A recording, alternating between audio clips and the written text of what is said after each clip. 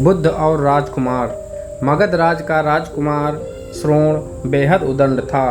उसको दूसरों के अपमान में आनंद की अनुभूति होती थी। दूसरों को अपमानित करने में वह उम्र का ख्याल भी नहीं करता था। जब माता पिता उसकी हरकतों से बहुत परेशान हो गए तो उन्होंने अपने महल में भगवान बुद्ध को आमंत्रित किया।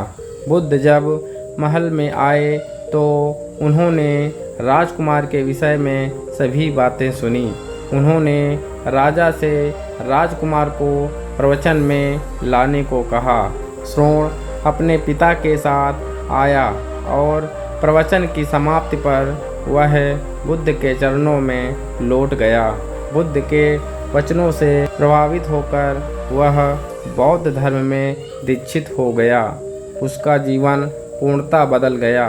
कुछ समय बाद उसने प्रायश्चित करने के लिए अन्न जल का त्याग कर दिया। उसके इस कठोर प्रण के विषय में जब भगवान बुद्ध को ज्ञात हुआ तो वे उसे देखने आए। उन्होंने स्नेहपूर्वक उसके मस्तक पर हाथ रखा और बोले, श्रोण, अन्न जल के त्याग के चलते तुम्हारा स्वास्थ्य गिरता जा रहा है। तुम संगीत के जानकार हो, अतः उससे जुड़े मेरे एक प्रश्न का उत्तर दो।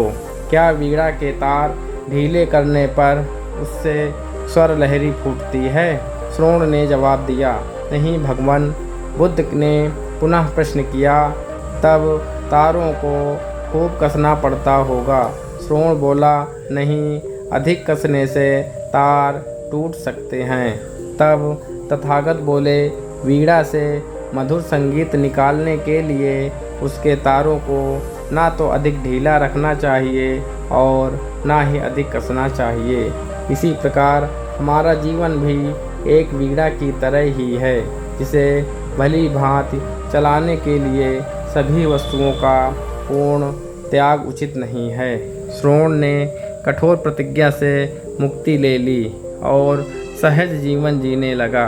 यह कथा जीवन को नैसर्गिक तरीके से जीने पर बल देती है, जिसमें उचित आवश्यकताओं की पूर्ति और अतिरिक्त इच्छाओं का नियंत्रण का संदेश शामिल है।